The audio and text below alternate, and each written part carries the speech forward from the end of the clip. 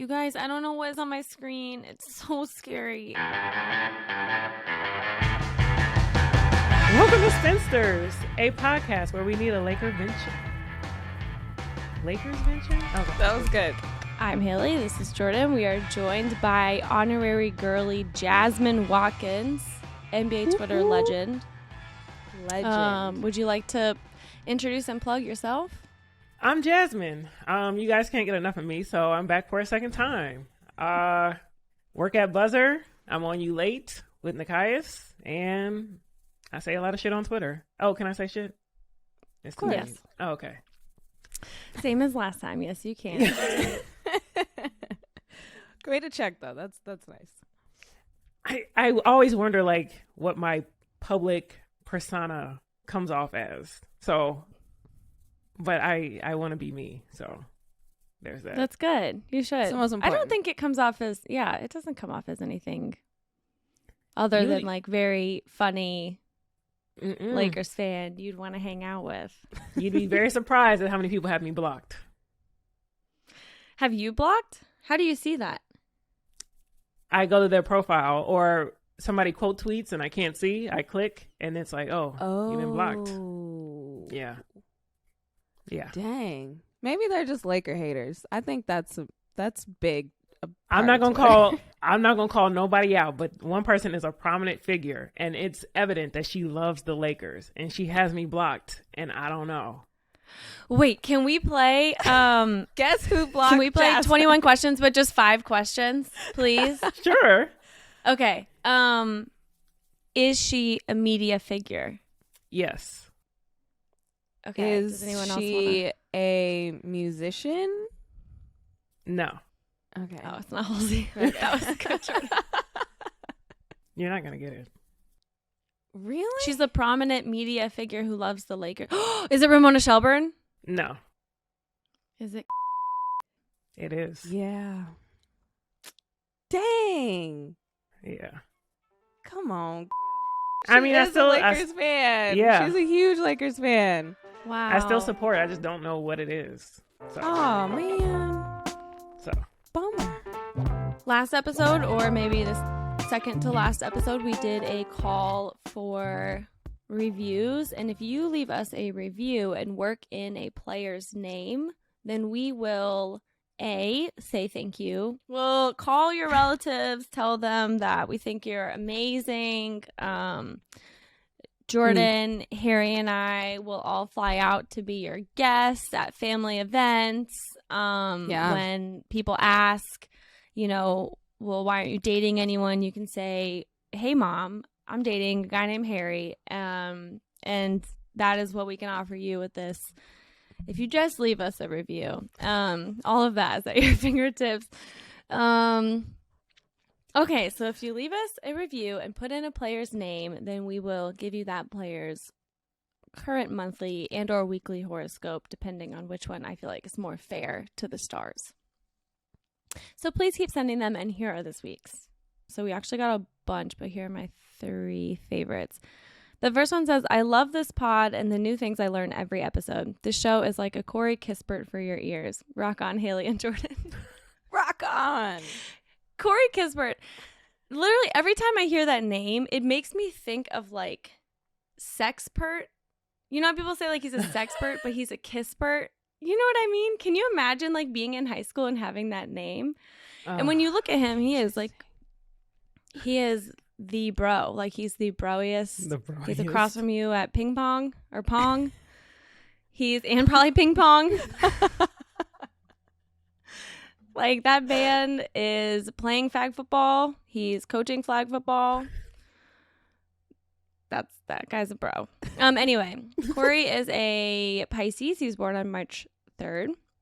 And the Pisces horoscope for this month is, while the early days of February might leave you feeling slightly lonely, your happiness soars mid-month when you reconnect with friends, perhaps over Valentine's Day. Okay. So not only does the second half of February bring the start of your season, Pisces, but prosperous news for your career is on the way. Wow. I wonder if they play on Valentine's Day. He has the game of his life. The Wizards play the Pistons. Did anyone here go to Gonzaga?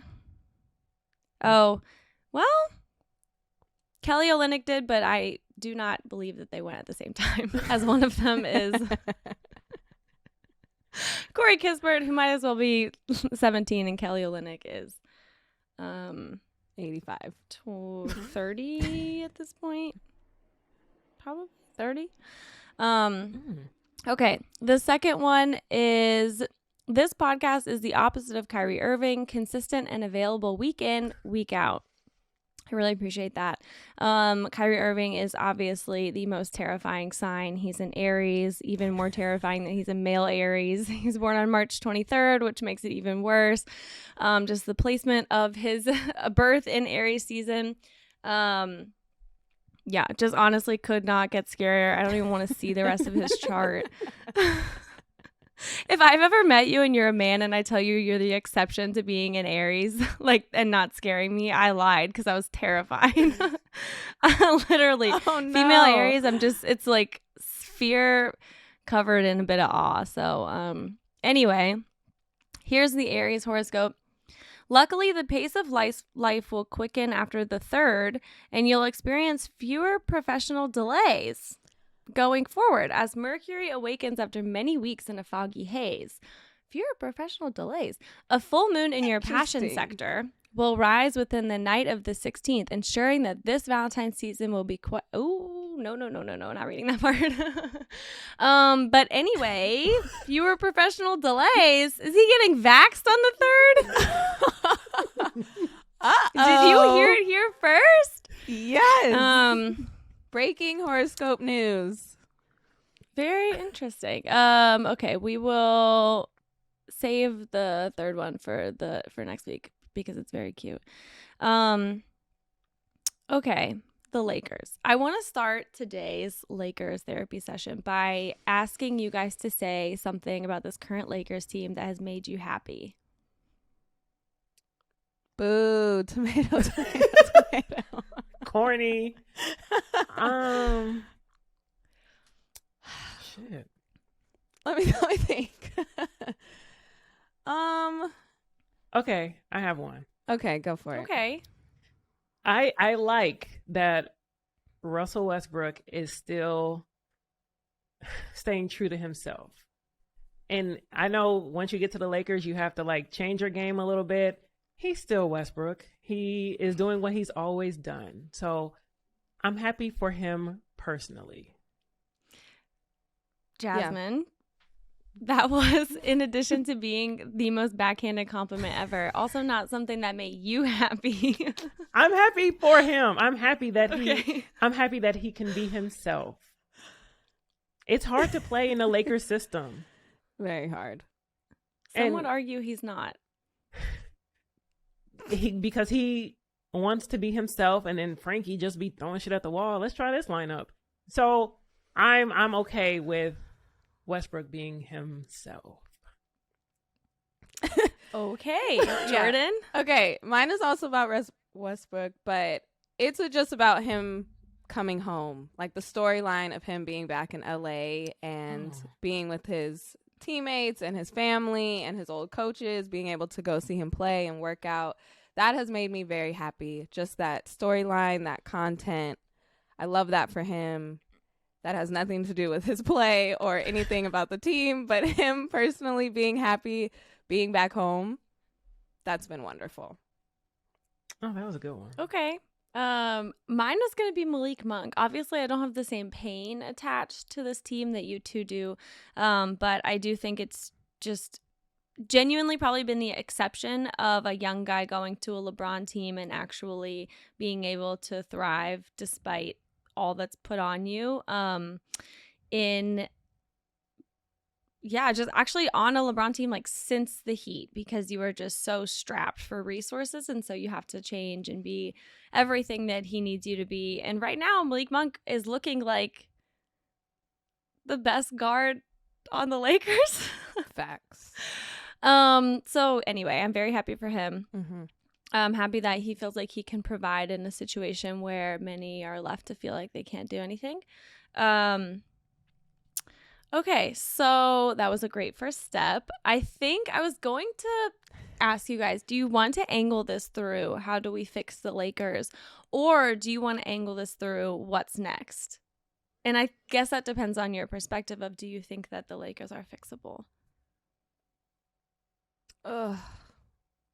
Okay. I need a They drink. are- This is tough.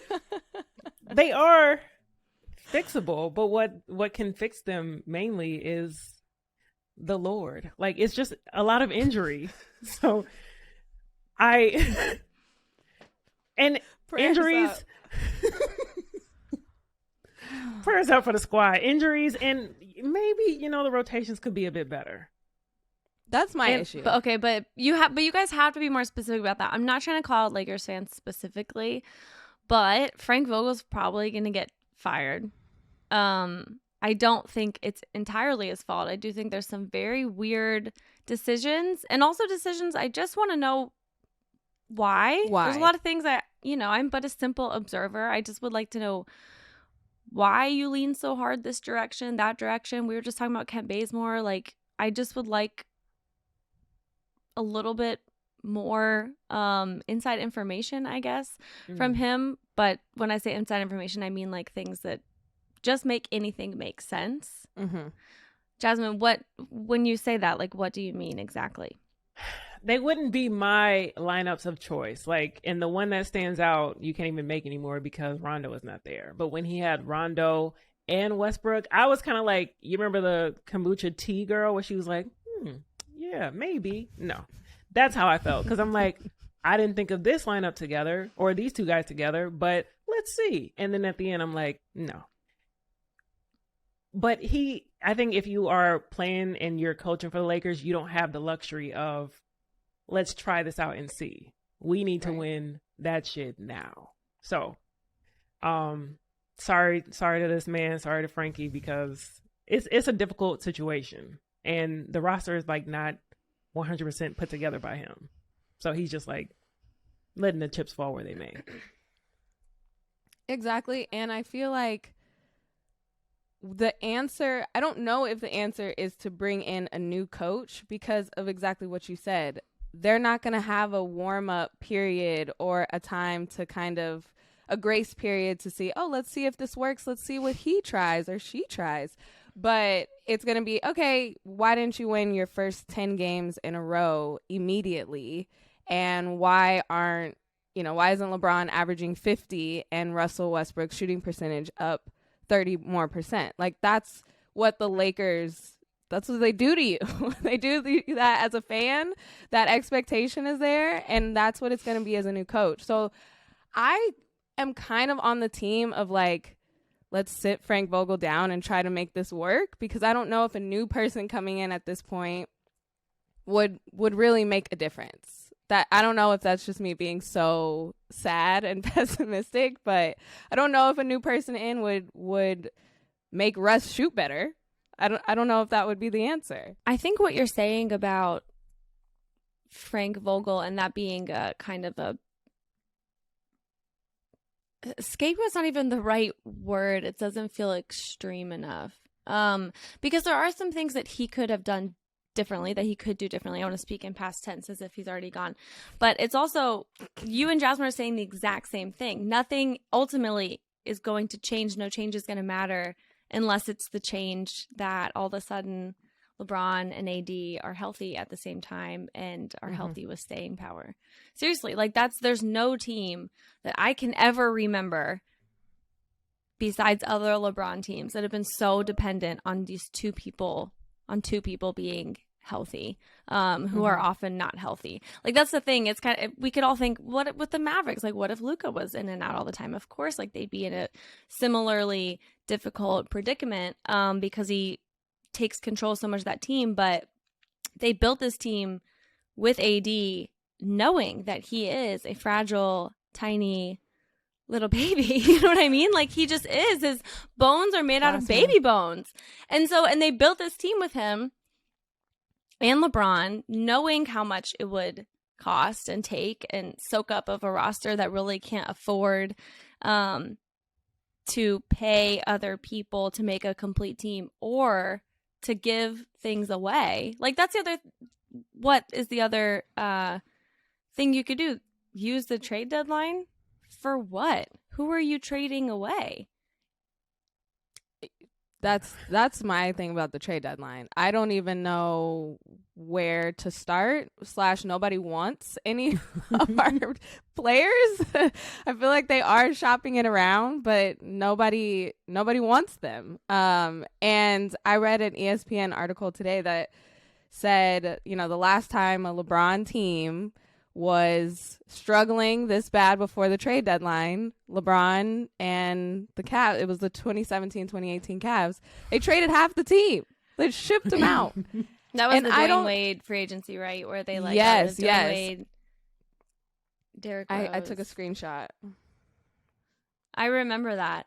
Jay Crowder, Channing Frye, Derrick Rose, Shumpert, Isaiah Thomas, Dwayne Wade, all out. And I don't think... One, I don't think that's the answer. Two, nobody wants our players, and we can't get anything back. So I don't know if that would even be the smart thing to do. But what do you think, Jasmine? There was a time when I thought people wanted THT, including me. Now we don't want. Well, now some people don't want them, and other teams don't want them. So now we do seem stuck. I think everybody stays, but also we just need rest. Like, we hella old. So I'm hoping that coming back from All-Star, things will start looking up. Austin Reeves is playing pretty good, I think. I stopped trying to make him my new Caruso. That's what that is. I let him be Stone Cold Reeves Austin. You have to let him be himself, Jasmine. I know. Yeah. That's good. We were projecting. I really loved Alex Caruso, and I'm like, oh, it's okay. Same. We got Austin now. He's white and plays basketball. So I'm like, this could be the new thing. But it's totally different. We all did that. You are not alone. You are not alone. So I think this might be one that we have to just like ride out. To that point, well, okay, I don't want to skip over this whole thing. Like, there are, I'm sorry to say it, like, issues even with what you just said. Like, you need rest. It's not like Lakers aren't going to All-Star Weekend. You know what I mean? It's not like this is a bunch of rest for them. It wouldn't surprise me if one of them decided to sit out. Like, maybe not LeBron, but it wouldn't surprise me. LeBron, I mean, LeBron he should, depending on his knee. I mean, he's still got the knee. I think they but should it's in all Cleveland. Swelling. Facts. Sorry, I had to remember what technical. Like, he'll probably still. My guess is he would still go. Like, I'm not knowing anything about the situation, but if I had a reason to go home, I would go home. But it's general swelling is what the MRI revealed. He's missed the last 3 games. He is apparently probable or could come back tonight. Is the last thing that I saw. LeBron could have also been one of your guys' things that make you happy. But you were Lakers fans first, so I think it's hard to see through that. But he was having I didn't even think about that. He literally that's the thing is, like, a Lakers fan will always be a Lakers fan, not a LeBron fan. And that man did not understand what he was getting into when he came here. But he was having one of the, I don't want to say best seasons I've seen from him, because it's hard to call it that good when it's something that's so isolated and it's not making everything click. Like, they weren't even doing well during that period. Yeah. They were just holding on. He was coming above water, like, every couple, like, holding everybody else up. Hold on, I have the stats. Now I mean, bad. these are just crazy. I totally skipped over that. That didn't even of course you guys enter did. my mind. No offense. This is 19th season. This is his 19th season. He's averaging the second most points in the league, playing the 5th most minutes, and he's the 5th oldest guy out there in the entire NBA. Okay, so let's see. From December 3rd to January 25th, that's when he really, that's the longest chunk of time he's played this season. Over those 25 games, he's playing 36.5 minutes and averaging 30.5 points. 6.1 assists and 8.8 rebounds, and many of those were without Anthony Davis. Yes. Yeah. Like, he was gone. I think I saw the stat that LeBron and AD haven't played 10 consecutive games together since the bubble. Oh, like holy that's shit. that's the last time they, and which is That's great. like that's our team. That is what we Yeah. were kind of promised, and we haven't even been given that. So it's hard to even judge that because LeBron is playing so well. I think AD is playing okay after coming back. I feel like he's still trying to get his touch, but I think having he's them doing together, perfect. I think he's doing really well. I honestly do think he's doing well. All things considering, like I don't think he's the problem. Yeah. It's not that neither of them, while they're on the court, are the problem. It's that they are not on the court, and this problem of them not being on the court has been true since this team's inception. This specific iteration of the Lakers' inception. Because right when Anthony Davis came in is when LeBron started having all of the, I mean, he tipped 30, how old was he when they came in? I don't know. It felt like a tipping point. And the thing is, I can only see it. Like, I can just see it coming. And you have to wonder, how does somebody like LeBron James go out? We just saw Tom Brady retire, not to be like talk host, sports radio host, but we just saw him Great retire, transition. right? Still like far older than anyone thought that he would stay in the game or that he would be able to maintain like this kind of power and skill that he has. With LeBron, it's a little bit different because he's changed his game so consistently over the years. But he's not gonna. It's not gonna. He's gonna say, "Okay, well, just play me 20 minutes a game." I don't think he'll ever be that guy. I don't. I think he'll leave the league before he's that guy. And I just don't know how much of that we have left. Like a year and a half, 2 years. It just depends on how much this. Like but I'm being serious of this peak LeBron, because the peaks are all different. You know what I mean? It's it's insane. Like every offseason he comes back and it's a different mountain, but it's the same point. And it just honestly makes me think of my Aunt Kathy. My Aunt Kathy was a prolific public school teacher. Like, seriously, everybody loved her. She is amazing. And she, for so long, like, shout out public schools in Metro Louisville, for so long was like a bedrock at her school. And then she retired. But she was involved in so many things that they were like, why don't you come back? So she came back and did the tests. She did the dances. She did the whatever. She unretired because she did so much, and she doesn't have the ability to just come back in and do half the stuff. And then she has retired again. But even as I speak, she's downstairs. She's like sorting a million photos. Some people just aren't built to rest. You know what I mean? Okay. Shout out to Aunt Kathy. 100%. Wait. LeBron James is not built to rest. And I do not think he's ever going to be a 20 minutes a game guy. I just don't. I have two questions. Actually, just one. What's a bedrock? Like the song instrumental. That's all I'm thinking. I can make you a bedrock. But what is it in Haley terms? Like a foundational piece. Got you. Okay. They don't use that where I'm from. That's why like I'm a cornerstone. Shit, Got is it you. not? No, you could. I don't be no Bedrock words. definition. I don't be Solid no words. rock, underlying loose deposit. I'm like, yes, thank you. Hello. My first thought was it's where Patrick the Star sleeps. It's like a bedrock. Is that a SpongeBob reference? Because I really hate that show. Yeah.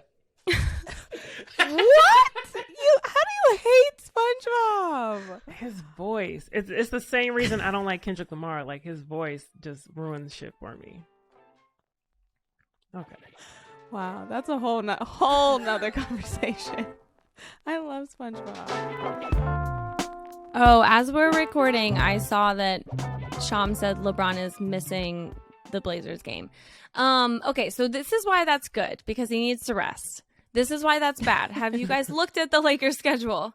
Things are not going to get easier. They're only going to get much worse. Like, much worse. I feel like this was supposed to be therapy, and now I'm like, is this an intervention? Like, I don't know it feels like why it. I'm coming at you guys like this, but I'm attacked. hang on, let me pull it up. Like, it is not. I do feel it. They playing the Bucks on Tuesday, so like a week from today. So maybe he's just resting up for that because he knows that's a marquee matchup. But they have to get the wins that they can get. They should be trying to get wins that they can easily get versus ones they're gonna have to really fight for. Maybe we could win against the Blazers without LeBron. Oh, honey. maybe we could win a game without LeBron. I know, that's what I'm saying. Doesn't matter who we're playing. Seems like we can't beat anybody. And I just have like nightmares of that Hornets game where it's a last second shot. Like the last 2 games, I think we've lost by a combined 10 points, 11 points. And that Hornets game, Russ just dribbling out the clock and shooting a 3 and it just coming off and going to another city. Like it's rimming off so bad. And I just sit there and contemplate everything because it was a bad play. I don't feel like this is just turning into a vent, but I don't feel like we're a team. Like let's go back to like 100%. basic basketball. It's just people out there in Laker jerseys that are running around. Anytime Trevor Ariza checks into the game, I'm like, do you know why you're there? Do we know why you're there? We're not sure. Nobody has a role. And I think that goes back into to the whys. Yes, the why. Like Frank Vogel just throwing just darts. Like maybe this lineup, maybe these people, maybe we bench Russ at the end of the game. Like maybe we give someone else a chance. And that's a problem with not knowing your role. And you can't perform in that way. And I feel like when we won the championship, we had this identity of defense. And that was, regardless, even if we're having a bad shooting night, come the fourth quarter, we are going to lock down. Alex Caruso was a big part of that.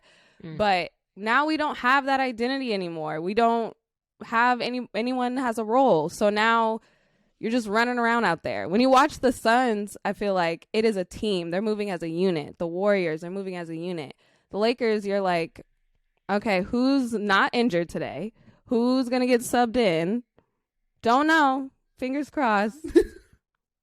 That's so true. And even okay. the like defensive. That was much needed. You feel better, Jordan? Yeah, even the people who are supposed to bring the defense, Avery Bradley, makes weird decisions sometimes that you're like, this is basically why you're here. Yeah. And that, I guess, is coaching a bit, even though that Frank Vogel tried to steer him clear of it. I don't know. That fouling situation was weird. Okay, so you've got, you just lost to the Hawks by 8. Could not do a thing about Trae Young. Like, just a thing. Okay, upcoming. 38-20. You guys have the Warriors twice. Twice. The Mavs twice. The Jazz twice. Oh my Girl. No, the Warriors 3 times. I was wrong. No, twice. Sorry. Can you not count? I'm sorry. I'm just overwhelmed by like is it all bad of the or is it teams. really bad? Tell us. The Cavs, the Mavs, the Jazz, the Nuggets, the Suns, the Warriors. Yeah, I mean it's just an absolute mess. I hear a couple wins. I hear a couple. It's a game of momentum. Tell me so I can hear them too. Yeah, I was like, you want to say them out loud? I hear nothing. Okay, Joy Taylor called me a delusional Laker fan, and I'm starting to think that she is correct. I think that they could take a game against the Mavs, maybe. Not the Suns. Maybe not the Warriors, but I'm optimistic. Okay, so I'm going to couple that optimism with some more just facts, just straight facts. No. You said this was a vibes podcast. Yeah, sorry. I've been bamboozled. The Lakers are in 9th right now. And they have that schedule ahead of them. So, are you guys prepared for the idea that they might not make it in? And I'm being dead serious. That they're making it in. I think we're barely making it in.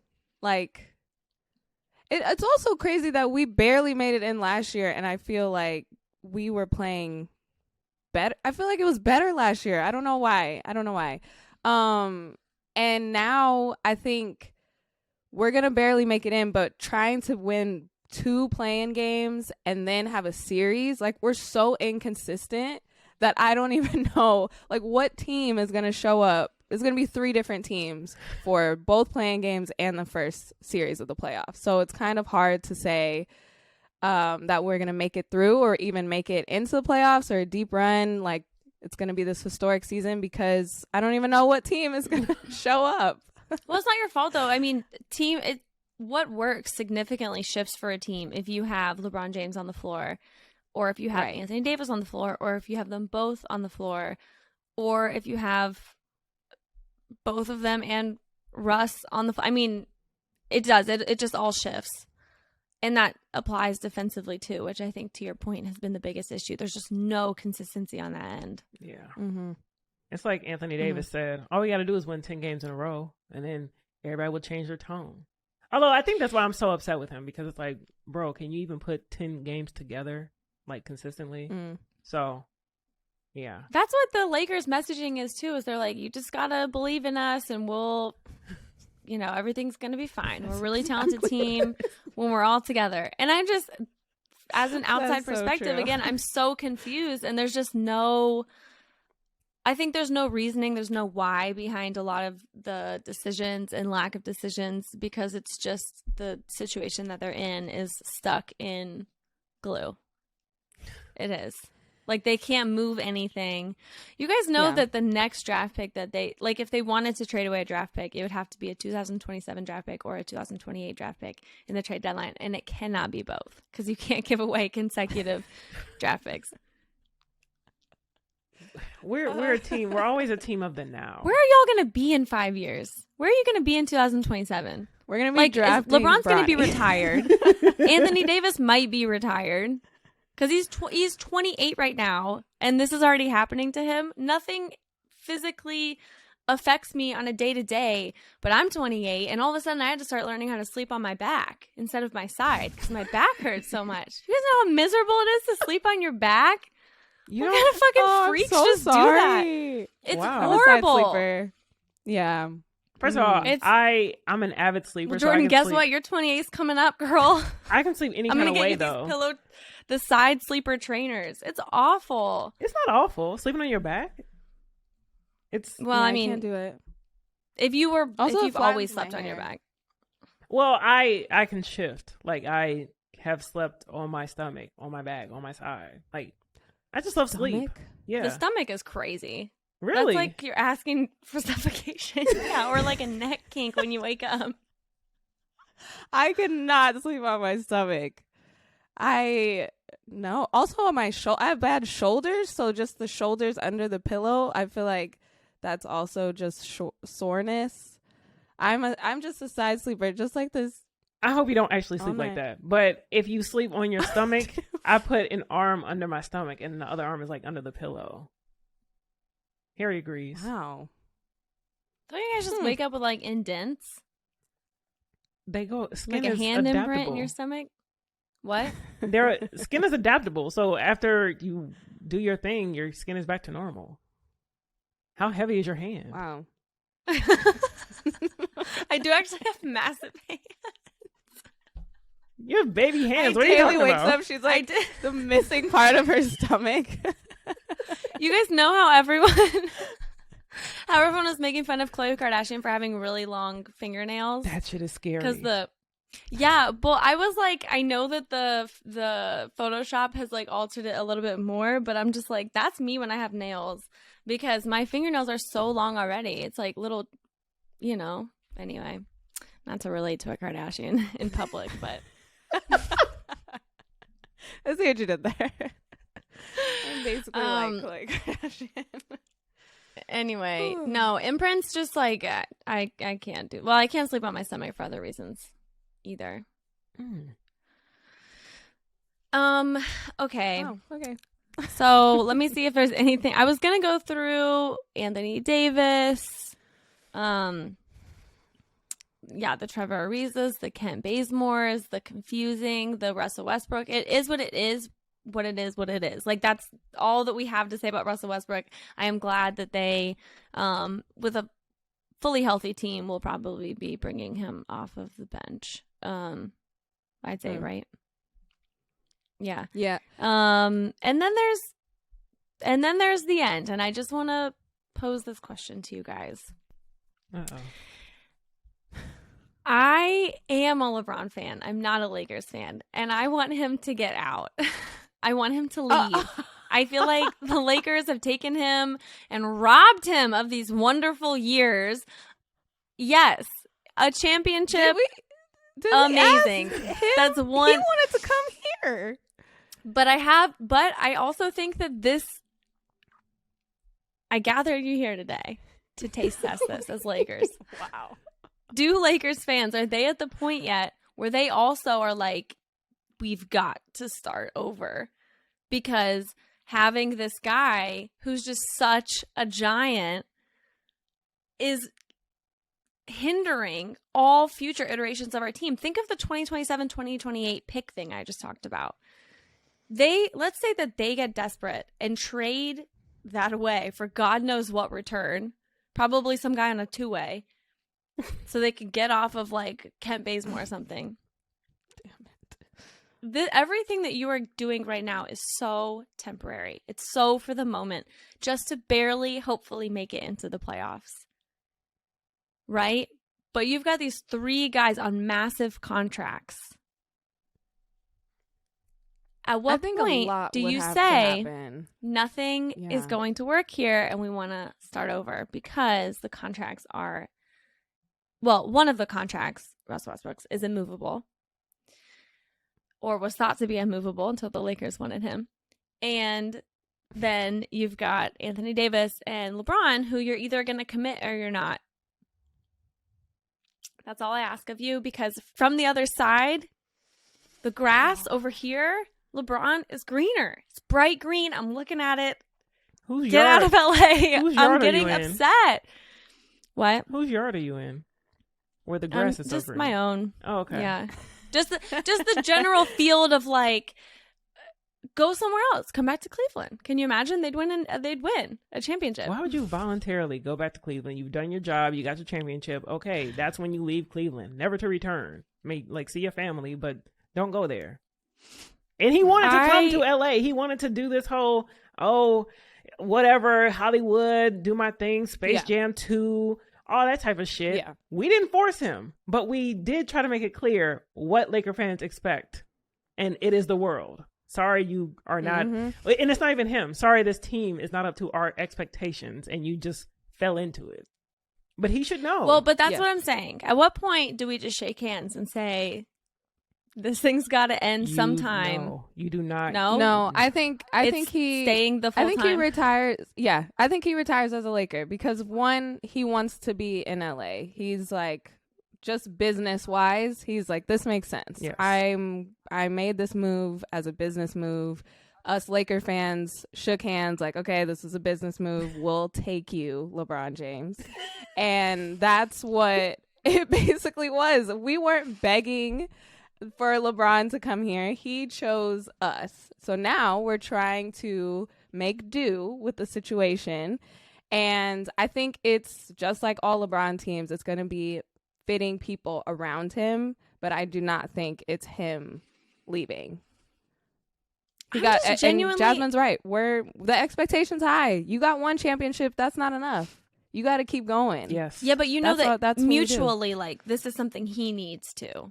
That's the other thing is, like, he's not going to turn off and be a 20-minute-a-game player because the only reason he's in this game is to win championships because he has that unique ability. So the stakes are just inevitably just as high as you're presenting them for the Lakers as they are for him. But I'm just shocked because he is such a highly competitive, highly, like, you know, in the media playing games. Oh, my wrist was broken. Oh, this teammate, Kevin Love, is a piece of shit. You know, like, he's always doing these things where he's, like, angling and has all this spice and life to try to get people to do what he wants. It's very Pat Riley-esque. And all of a sudden, he's kind of just not that anymore. Isn't that weird? Am I the only one who thinks that's weird that he's not trying to do anything about this? And that's why I feel like he feels a little bit resigned. And that scares me. Because he was playing so well. And in a new, more creative way. Because every year that he plays this game, he's going to have to get more creative. Invite me on when we get closer to the playoffs. Okay? Because this will be a different landscape. and you're just talking crazy with your freaking green grass and shit. Our grass is pretty green. Crazy. It's pretty green. And I feel like LeBron has said, like, this is the best he's, like, felt in so long. Like, just off of vibes. If we go back to vibes, he is saying that he's feeling really good before, you know, he has this injury right now. But he was saying that he felt good, and that's why he's playing at this really high level. And I agree with rest. I agree with all those things. But I think I am normally such a positive person that we should try to end on a good note. And I was thinking about when you asked that question about, you know, if we barely make it into the playoffs, I think how we stay sane is that we just hope that if AD and LeBron are playing at the same time, then we win those playing games. And that's what I'm going to hold on to, because that's all we can control. If they're injured, they're out and we don't have a chance. But if they are, we have the chance to win. And that's why I'm going to, you know, go in positive. In on a positive note. Voice cracks. I will be drinking after this. Oh, my God. Yeah, I agree with Jordan. I mean, first time actually talking to her, but she is right a lot of times. So thank you for holding the Spinsters podcast up to the Lakers standard. Well, the normal Lakers standard. I don't know what's happening this season, but yeah. Actually, in closing, yes, it's that delicate balance of like, how do we preserve them for the play-in game, but preserve our standing to be in the play-in game. And I dearly hope that you guys find that balance. Thank you. I almost believe the sincerity in that. Haley's over here like, ship out LeBron, start over. I just was thinking about it. And then she's I hope you guys find the peace that you deserve. Like, what is it? Is it Uchi Wally or one mic? Because the shit is not adding up. At some point, this is the thing. I have this premonition of a reckoning, and I think it's coming. And gosh. And that's that. And I'll just say, my premonitions are usually correct. Ask my friends when I say I think their boyfriends are cheating on them. Or remember when I predicted Rick Carlisle was going to get fired? I know. Like, things happen up here, and I don't ask, and I just listen, and I have a feeling a premonition is coming. I should have done this therapist hair the whole podcast. Yeah, it's working for you. Well, I hope that was. I do feel a little better. Me too. That I just got it out. I feel better. Yeah, it is like me and Haley were talking. It's one of those therapy sessions where you get into it. You feel bad for a lot of it, but it's off your shoulders, so you can feel a little better after. I might actually watch the Laker game tonight. Yes, maybe. I feel great. Bring on the Blazers. I'm ready. Well, that's our show. Please leave us your voicemail. Laker fans, if you're out there, just know you're not alone. We're in this together. Call us at 502-874-4453 or send us an email at spinsters@bluewirepods.com. Spinsters is hosted by me, Jordan Liggins, and Haley O'Shaughnessy. This episode was produced by Isabel Joycelyn, Harry Krinsky, Alex Ward, Ashley Zhao, and me. Our production coordinator is Devin Shepard, and our executive producers are Peter Moses, John Yells, and Haley.